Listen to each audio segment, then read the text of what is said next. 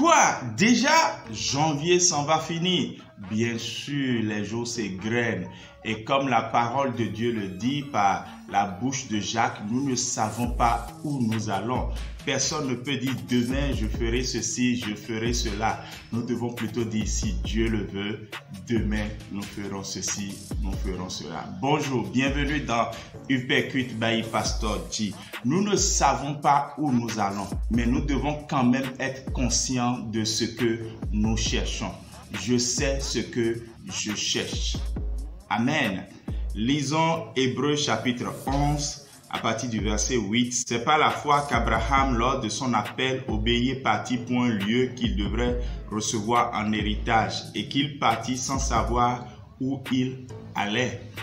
C'est par la foi qu'il vint s'établir dans la terre promise comme dans une terre étrangère, habitant sous des tentes, ainsi qu'Isaac, Jacob, les co-héritiers de la même promesse. Car il attendait la cité qui a de solides fondements, celle dont Dieu est l'architecte et le constructeur. Le verset 16 dit maintenant ce qui suit. C'est pourquoi Dieu n'a pas honte d'être appelé leur Dieu, car il leur a préparé une cité. Waouh! Ici, nous savons tous que Abraham, la promesse que Dieu lui a faite, c'est d'habiter Canaan. Va-t'en de ton pays et je te montrerai là où tu vas habiter. Mais lorsqu'Abraham est venu à cet endroit, il ne savait pas où il allait, mais quand il est venu, il était conscient qu'il était dans la promesse de Dieu. La preuve est qu'il a possédé le territoire. En ce temps, Abraham avait vraiment possédé Canaan, quoique les Philistins et les autres peuples habitaient encore la contrée. Mais voilà, Abraham désirait autre chose. Abraham avait soif d'un autre territoire que Dieu lui-même lui a révélé. Et c'est de ça dont nous parle l'Épître aux Hébreux. Abraham avait une vision, il avait vu, il savait exactement ce qu'il cherchait.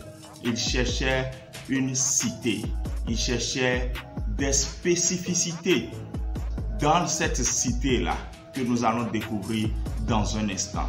J'aimerais vous dire ceci, si vous ne savez pas où vous allez, vous devez au moins savoir ce que vous cherchez. Vous devez avoir une image claire de ce que vous recherchez. Ça s'appelle la vision. Et le lundi 1er février, nous allons faire une série sur nous et notre destinée. Tu es un entrepreneur de ta destinée et nous allons faire une série qui va nous permettre de savoir toujours qui vous êtes, ce que vous êtes en train de vouloir faire et quelle est la vision de votre vie. Alors prenez le rendez-vous parce qu'à partir du 1er février, Uppercut deviendra quotidien. Abraham savait qu'il voulait une cité, il ne voulait pas un village. Que l'esprit de petit quitte ton cœur maintenant au nom de Jésus parce que les Africains ont été paramétrés pour penser petit. Nous devons penser grand, mais commencer petit.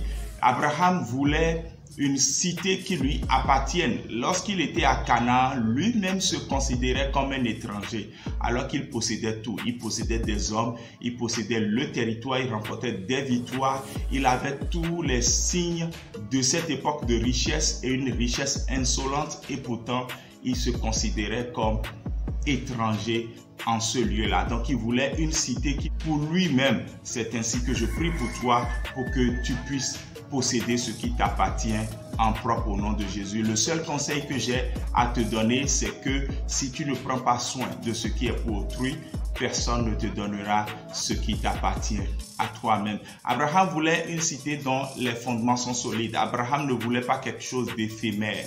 Il voulait quelque chose d'assez solide, durable, pérenne. Voilà pourquoi je prie pour toi afin que ce après quoi ton cœur va courir soit quelque chose qui dure dans le temps. Ne cherche pas à satisfaire un désir présent sans oublier les conséquences que cela pourrait générer demain.